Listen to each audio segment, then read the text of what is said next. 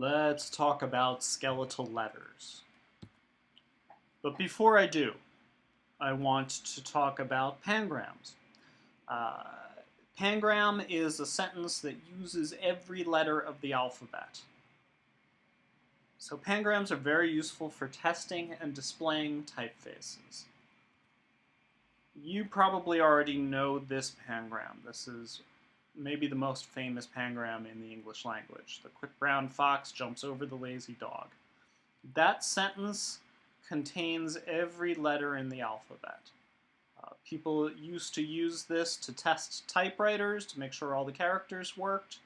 There was even an early word processor in the 80s called Quick Brown Fox, and it's still used today. If you go to myfonts.com, the Quick Brown Fox jumps over the lazy dog is one of their defaults to display typefaces when you're looking through.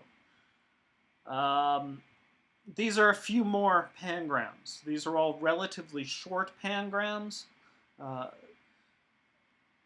These are all in the 30 to 45 character range. Shorter is you're going to use pangrams in this project, and shorter pangrams are going to be better for you because you're going to be hand lettering these. So the Quick Brown Fox is a great one to use. Any of these are great. But I also want to direct you to the Daily Pangram. This is a website that's been running for 5 or more years now. This writer publishes a new pangram every weekday.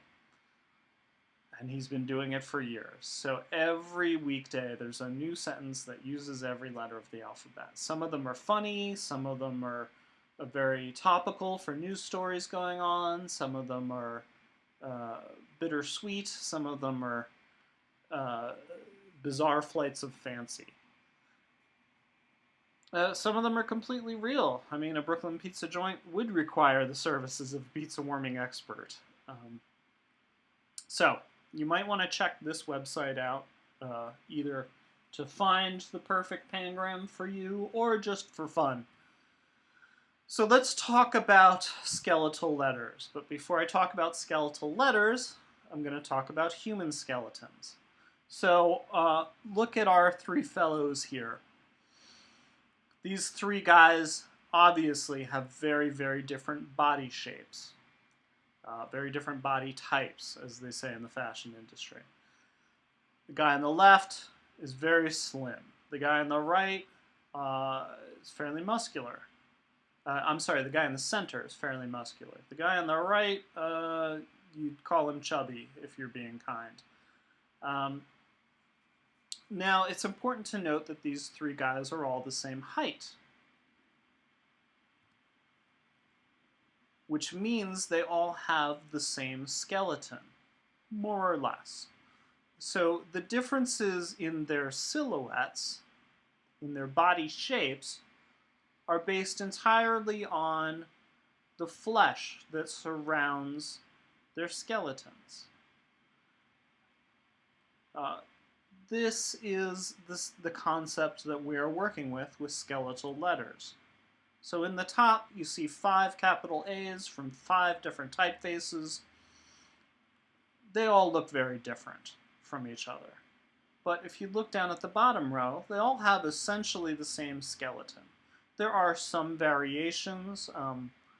The second A from the left is a little bit narrower. It has what we call a different proportion than the rest. And the second A from the right, our slab serif A, has a slightly higher crossbar than the others.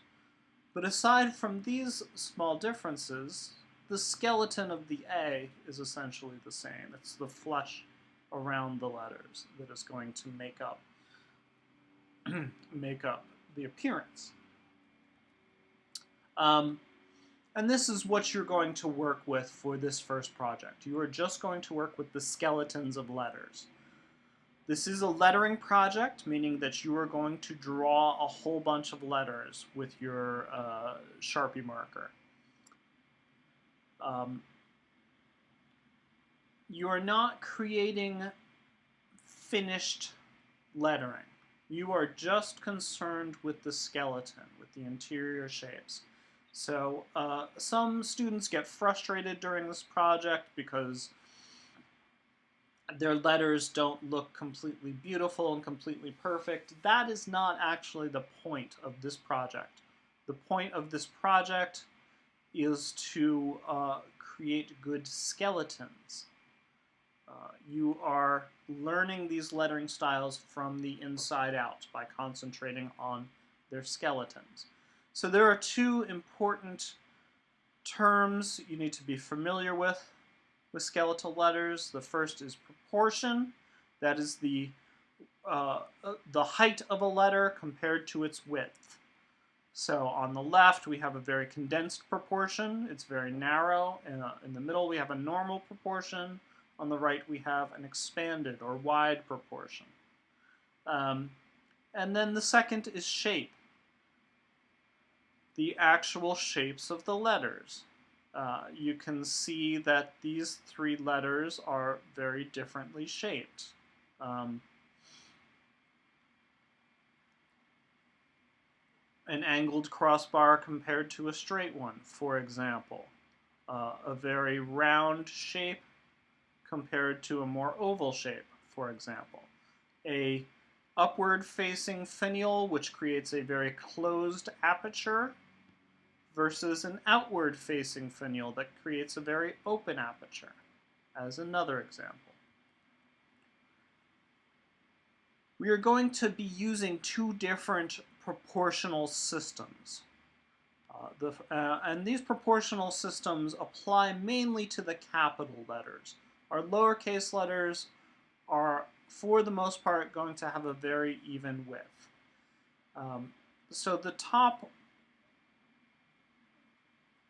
example here is component proportions. Two of our lettering styles are going to use component proportions. This means the different capitals are very different widths. So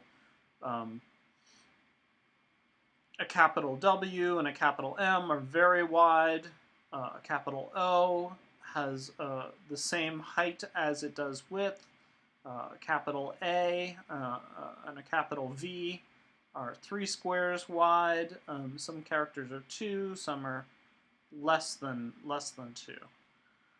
And then even width means that most of the capital letters are exactly the same width. Now you'll notice it isn't always absolutely true. In this example, the capital W is still a little bit wider than the others. And in both cases, the capital J is a little bit narrower in this example. In both cases, the capital I is always going to be very narrow because it's just a single line, for example. But when we're talking about the proportions, component proportions versus even proportions, we're talking about the general trend over the entire lettering style. I've provided you with a lettering guide. It's all based on squares. All three styles we're going to work on have capitals that are 4 squares tall. So you may be wondering, well, I count 5 squares in each of these rows. That's because the 5th one is the descender line. So we have a cap line, which is our top line. That is also the ascender height. For these lettering styles, the cap height and the ascender height are the same line. We have an X height. For 2 of our styles, our X height is 2.5 squares, so I've given you a little dotted line there to mark that half square. Then our baseline that most letters are going to fall upon, and then our descender line. You're going to use this by placing it underneath your marker paper and working on top of it. So this is a great, easy way to provide yourself with consistent guidelines, but then you can just take it away and see the letters without all the grid squares. So it's a great, easy combination. We have three lettering styles. The first is geometric style letters. These have component proportions that are capital letters of very different widths depending on the letter. And it's a geometric shape. Everything is based on triangles, rectangles, and circles. This is the easiest one to draw, which is why I have you do it first. Please do them in this order. It'll make your life easier. The second are grotesque style letters. These have even proportions. You'll notice that almost all of the capital letters are 3 squares wide. One of the only exceptions is the capital W and the capital M, which are both 4 squares wide, and the capital I, which is only a single line. The grotesque style is defined by very symmetrical curves. If you look at any curved letter, if you look at the left and the right, they are pretty much symmetrical. And very closed apertures. You look at this aperture into the upper counter of the A, it's very closed. Into the C, it's very closed.